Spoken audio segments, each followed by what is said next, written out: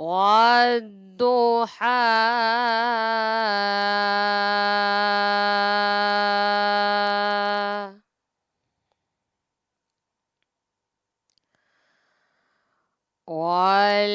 والليل إذا سجى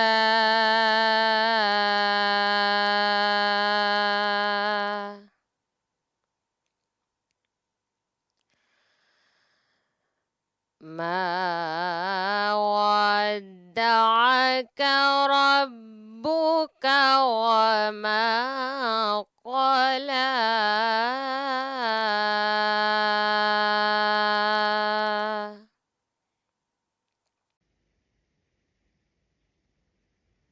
نحمده ونصلي ونسلم على رسوله الكريم اما بعد فاعوذ باللہ من الشیطان الرجیم بسم اللہ الرحمن الرحیم۔ تمام ناظرین و سامعین کو السلام علیکم ورحمۃ اللہ وبرکاتہ۔ اللہ رب العزت کا بے حد و بے شمار فضل اور کرم ہے جس نے ہمیں ایمان کی دولت عطا فرمائی اور حضور اکرم صلی اللہ علیہ وسلم کی امت کا ایک فرد بنایا۔ اللہ رب العزت ہمیں استقامت عطا فرمائے اور ہمیشہ دین کی خدمت کرنے کی توفیق عطا فرمائے۔ پریئر آف نالج کے ایک اور پروگرام کے ساتھ میں رخسانہ عالم آپ کی خدمت میں حاضر ہے۔ آج ہم حسب معمول شیخ الاسلام کی ایک اور خوبصورت کتاب العرفان فی فضائلی و آداب القرآن کا ریویو پیش کروں گی۔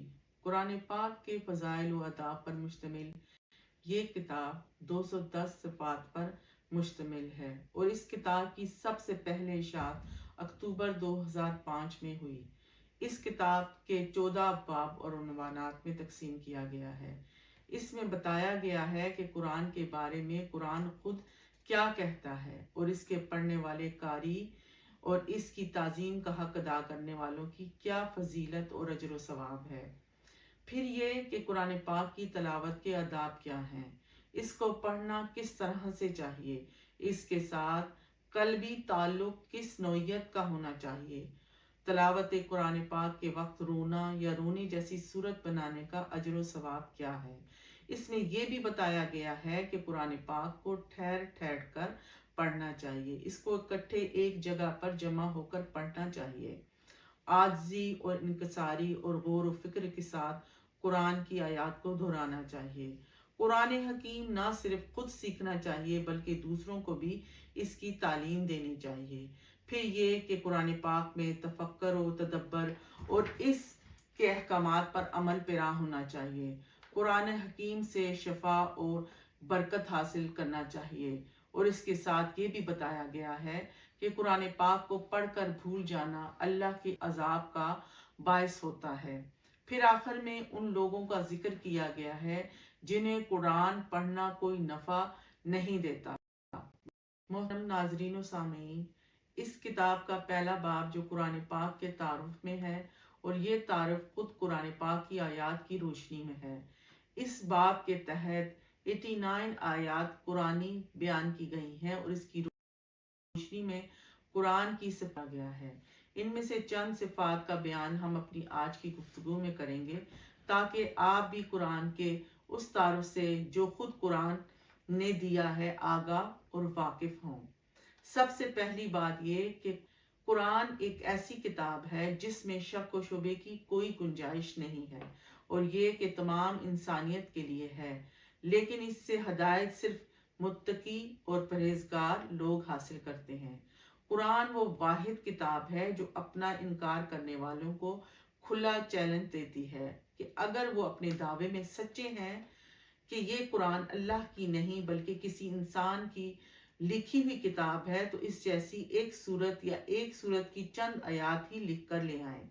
قرآن نے یہ چیلنج دے کر خود ہی یہ بھی بتا دیا کہ یہ ایسا نہیں کر سکتے، چاہے مدد کے لیے جس کو چاہیں بلا لیں۔ قرآن پاک ایسی کتاب ہے جس میں اللہ نے لوگوں کو چھوٹی چھوٹی مثلاً مکھی مچھر جیسی مثالیں دے کر بھی بات سمجھانے کی کوشش کی ہے اور اللہ تعالیٰ اس بات سے شرماتا نہیں ہے۔ اصل بات یہ ہے کہ سامع کو بات سمجھ میں آ جائے پھر اس میں یہ بھی بتایا گیا ہے کہ مومن قرآن پاک کو اس طرح پڑھتا ہے جس طرح اسے پڑھنے کا حق ہے، یعنی اسے ترتیل سے پڑھتا ہے، ٹھہر ٹھہر کر پڑھتا ہے، خوبصورت آواز میں پڑھتا ہے، سوز و گزاز کے ساتھ پڑھتا ہے۔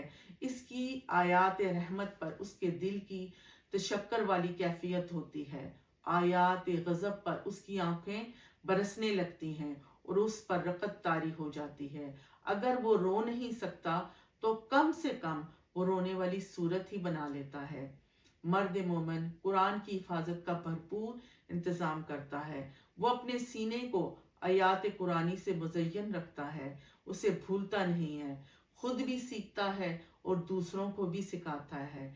پھر یہ کہ اس نے معانی اور محافم میں تفکر و تدبر کرتا ہے، قرآن کے معانی کے سمندر میں غوطہ زن ہوتا ہے اور قیمتی اور نایاب گوہر تلاش کرتا ہے جس سے پوری دنیا مستفید ہوتی ہے۔ محترم ناظرین و سامعین، قرآن ہمیں بتاتا ہے کہ اس میں حکمت ہے، دانائی ہے، فہم و فراست والی تعلیمات ہیں، اور یہ کہ یہ کتاب ہماری نفوس اور قلوب اذہان کا تزکیہ اور تصفیہ، ہمارے ظاہر کو بھی آلائش سے، گندگی سے پاک و صاف کرتی ہے اور ہمارے باطن کو بھی اجلا اور صاف ستھرا کرتی ہے، اور ہمیں وہ اسرار و معرفت اور حقیقت سکھاتی ہے جو ہم پہلے نہیں جانتے تھے۔ محترم ناظرین و سامعین، یہ وہ کتاب ہے جو رمضان المبارک میں نازل ہوئی، جس میں ہدایت ہے، رہنمائی ہے، اور اس میں حق و باطل میں امتیاز کرنے والی واضح نشانیاں ہیں۔ اس میں ایسی آیات بھی ہیں جو ظاہراً بھی صاف اور واضح معنی رکھنے والی ہیں، اور یہی وہ آیات ہیں جو کتاب کی بنیاد ہیں، جبکہ دوسری آیات متشابہ ہیں، یعنی معنی میں کئی احتمال اور اشتباہ رکھنے والی ہیں۔ یہ وہ آیات ہیں جن کا اصل معنی اور مراد کو اللہ کے سوا کوئی نہیں جانتا۔ قرآنی کتاب نصیحت ہے، یعنی اس کو پڑھ اور سمجھ کر انسان کو نصیحت حاصل ہوتی ہے۔ جو اس رسی کو مضبوطی سے پکڑ لیتا ہے تو اللہ اسے ضرور سیدھی راہ کی طرف ہدایت عطا فرماتا ہے۔ محترم ناظرین و سامعین، اللہ تعالیٰ قرآن میں غور و فکر کی دعوت دیتے ہوئے فرماتا ہے کہ اگر یہ قرآن غیر خدا کی طرف سے آیا ہوتا تو اس میں بہت زیادہ اختلاف ہوتا، لیکن قرآن کو الحمد سے والناس تک پڑھنے کے باوجود اس میں کوئی اختلاف نظر نہیں آتا، جو اس بات پر دلیل ہے کہ قرآن اللہ کی کتاب ہے۔ قرآن پاک کو اللہ نے اس لیے نازل کیا کہ ہم زندگی میں پیش آنے والے معاملات کو قرآن پر پیش کریں اور اس سے اپنے فیصلے لیں، یعنی ہماری زندگی کے فیصلے ہماری خواہشات اور امنگوں کے مطابق نہیں بلکہ قرآن پاک کے احکامات اور اس کی تعلیم کی روشنی میں ہونے چاہیے۔ محترم ناظرین و سامعین، قرآن پاک چونکہ منزل من اللہ ہے، اس لیے نور ہے۔ اس کے کلمات، اس کی تعلیمات، اس کے احکامات سب نور ہیں۔ جو اس پر عمل کرتا ہے وہ ظاہراً اور باطناً نور علی نور ہو جاتا ہے۔ قرآن ایسی کتاب ہے جو سابقہ کتابوں کی تصدیق کرنے والی ہے اور اس کے اصل احکام و مضامین پر نگہبان ہے۔ یہی وجہ ہے کہ قرآن ہمیں بتاتا ہے کہ بعض جو سچے عیسائی تھے جب وہ قرآن کو سنتے تو ان کی آنکھوں سے آنسو رواں ہو جاتے تھے، اور یہ آنسوؤں کا چھلکنا اس حق کے باعث تھا جس کی انہیں معرفت نصیب ہو گئی تھی۔ قرآن کے نازل کرنے کا ایک مقصد کو بیان کرتے ہوئے قرآن ہمیں بتاتا ہے کہ قرآن کو حضور اکرم صلی اللہ علیہ وآلہ وسلم کی طرف اس لیے وحی کیا گیا کہ اس کے ذریعے وہ ہمیں اور ہر اس شخص کو جس تک قرآن پہنچے ڈر سنائیں، اور تمام لوگ معبودان باطلہ کو چھوڑ کر صرف ایک خدا کی عبادت کریں۔ محترم ناظرین و سامعین، قرآن اس لیے بھی نازل کیا گیا کہ اس کی پیروی کی جائے، اس کے احکامات اور تعلیمات پر عمل کیا جائے۔ اللہ تعالیٰ فرماتا ہے کہ اس کے غیروں یعنی باطل حاکموں اور دوستوں کے پیچھے مت چلو، تم بہت ہی کم نصیحت قبول کرتے ہو۔ یعنی انسان کی فطرت میں کچھ ایسا ہے کہ وہ اپنی منمانی اور خواہشات کی پیروی کرتا ہے۔ اللہ نے ہمیں واضح فرما دیا ہے کہ خواہشات کے بجائے قرآن کی پیروی کرو تو تم ہدایت یافتہ بن جاؤ گے، فلاح پانے والے بن جاؤ گے۔ قرآن کے ادب میں قرآن ہی ہمیں یہ بتاتا ہے کہ جب اسے پڑھا جائے تو سننے والا اسے توجہ سے سنے اور خاموش رہے تاکہ ان پر رحم کیا جائے۔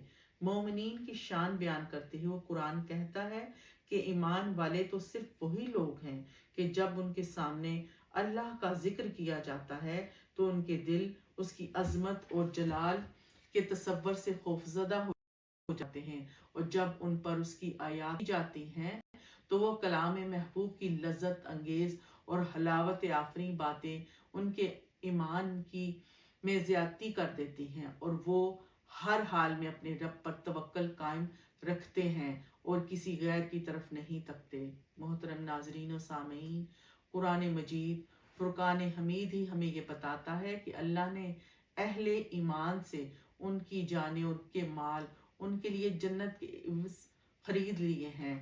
یہ کتنی عظیم خوشخبری ہے جو ہمیں قرآن کے ذریعے مل رہی ہے، اور یہ اس جیسی انگت خوشخبریاں ہیں جو قرآن ہمیں عطا فرماتا ہے۔ قرآن پاک ایک ایسی کتاب ہے جو نہ تبدیل ہونے والی ہے، مخلوق میں سے کوئی بھی اسے تبدیل کرنے کی طاقت نہیں رکھتا، حتیٰ کہ وہ نبی جن پر قرآن نازل ہوا وہ بھی کفار کے مطالبے کے جواب میں فرماتے تھے، مجھے حق نے اپنی طرف سے بدل دوں، میں تو صرف جو میری طرف وحی کی جاتی ہے اس کی پیروی کرتا ہوں، اور اگر میں اپنے رب کی نافرمانی کروں تو بے شک میں بڑے دن کے عذاب سے ڈرتا ہوں۔ محترم ناظرین و سامعین، اس کتاب کی دوسری فصل ان لوگوں کے فضائل کو بیان کرتی ہے جو قرآن حکیم کو سمجھ کر پڑھتے ہیں۔ اس زمن میں حضرت عثمان غنی سے مروی ایک حدیث ہے جسے امام بخاری نے روایت کیا ہے، اور جس میں حضور اکرم صلی اللہ علیہ وسلم نے فرمایا کہ تم میں سے بہتر، اور دوسری روایت کے مطابق تم میں سے افضل شخص وہ ہے جو خود قرآن سیکھے اور دوسروں کو سکھائے۔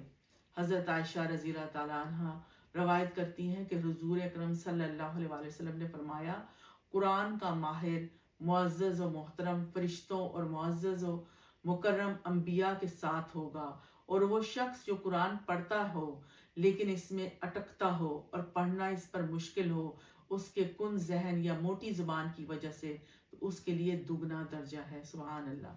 حضرت انس رضی اللہ تعالیٰ عنہ سے روایت ہے کہ انہوں نے آپ صلی اللہ علیہ وسلم نے فرمایا، وہ مومن بندہ جو تلاوت کلام پاک کرتا ہے اس کی مثال مالٹے کی لذیذ پھل کی سی ہے، اور اس کی خوشبو بھی خوشکن اور مزہ بھی اچھا ہوتا ہے۔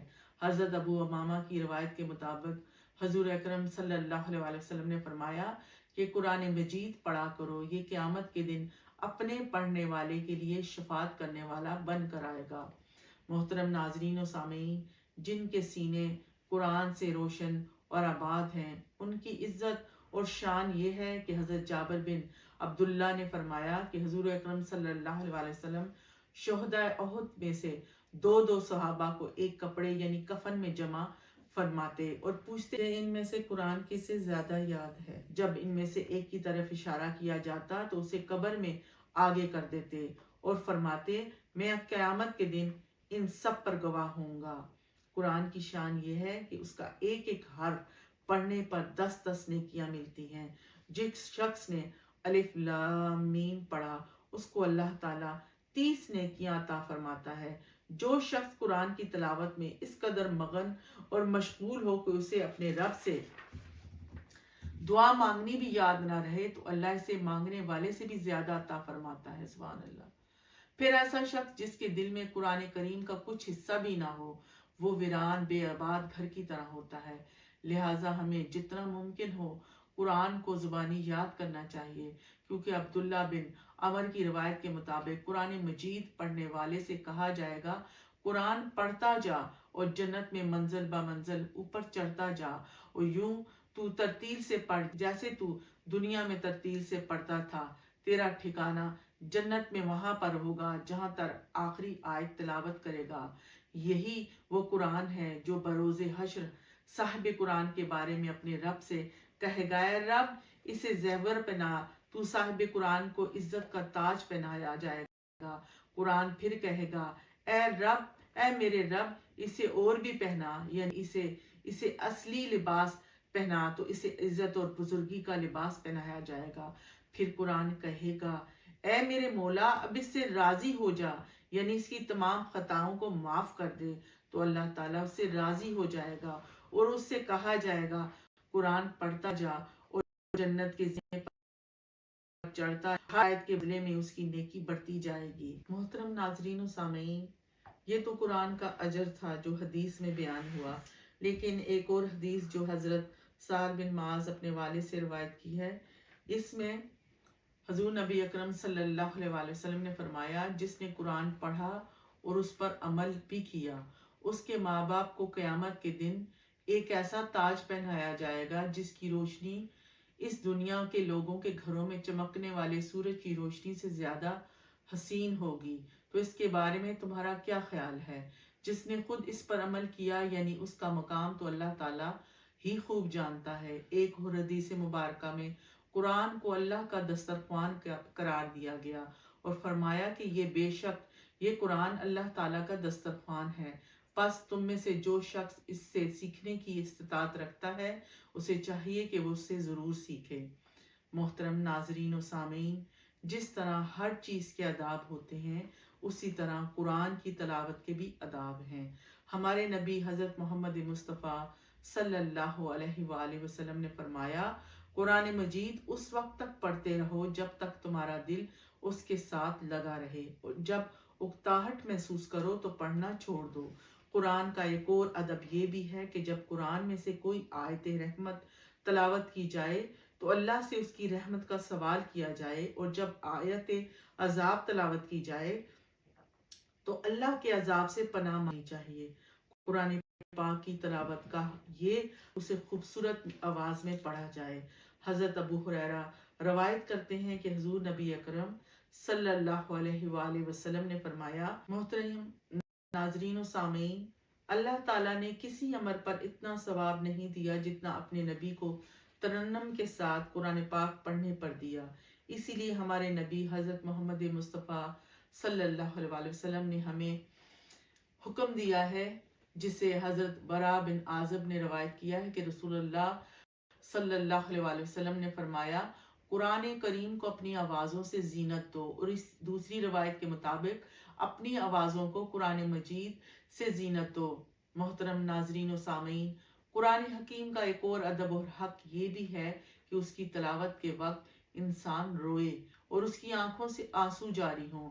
اگر ایسا ممکن نہ ہو تو کم سے کم اس کو اپنی شکل رونے والی بنا لینی چاہیے۔ ہمارے نبی حضرت محمد مصطفیٰ صلی اللہ علیہ وآلہ وسلم خود قرآن پاک پڑھتے یا اپنے کسی صحابی سے قرآن کی تلاوت سنتے تو آپ صلی اللہ علیہ وآلہ وسلم کی آنکھوں سے آنسو روا ہو جاتے۔ ایک حدیث کے مطابق حضور اکرم صلی اللہ علیہ وآلہ وسلم نے فرمایا کہ قرآن کی تلاوت سن کر رونے والوں پر جنت واجب ہے۔ حضرت جریر رضی اللہ تعالیٰ عنہ سے روایت ہے کہ رسول اللہ صلی اللہ علیہ وآلہ وسلم نے فرمایا، بے شک میں تمہارے سامنے سورۃ تکاثر پڑھنے والا ہوں، جو اس سورت کو سن کر روئے گا اس کے لیے جنت ہے۔ پس آپ صلی اللہ علیہ وآلہ وسلم نے وہ سورت تلاوت کی تو بعض صحابہ رو پڑے اور کچھ کو رونا نہ آیا، تو جو صحابی نہ رو سکے انہوں نے عرض کیا، یا رسول اللہ، بے شک ہم نے بہت زیادہ کوشش کی کہ ہم روئیں لیکن ہم ایسا نہ کر سکے۔ تو آپ صلی اللہ علیہ وآلہ وسلم نے فرمایا، بے شک میں دوبارہ اس کو تمہارے سامنے پڑھتا ہوں، تو جو روئے گا اس کے لیے جنت ہے، اور جو نہ رو سکے وہ کم سے کم رونے جیسی شکل بنا لے۔ محترم ناظرین و سامعین، شیخ الاسلام کی یہ کتاب 210 صفات پر مشتمل ہے، جس میں حکمت و علم و حکمت کے ہزاروں لاکھوں موتی بکھرے ہوئے ہیں۔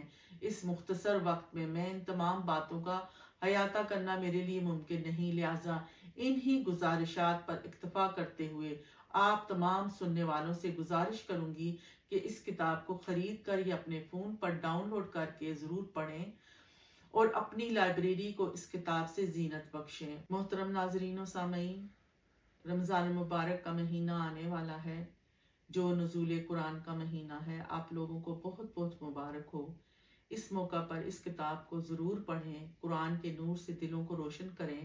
انہی کلمات اور اس دعا کے ساتھ کہ اللہ تعالیٰ آپ سب کو اپنے حفظ و امان میں رکھے اور رمضان المبارک کی پر نور لمحات سے اور کیفیات سے آپ کو نوازے۔ میں رخسانہ عالم آپ سے اجازت چاہوں گی. انشاءاللہ اگلی مرتبہ قبلہ کی ایک اور کتاب کے ساتھ حاضر ہوں گی. اس وقت تک کے لیے اجازت چاہتی ہوں. اللہ حافظ.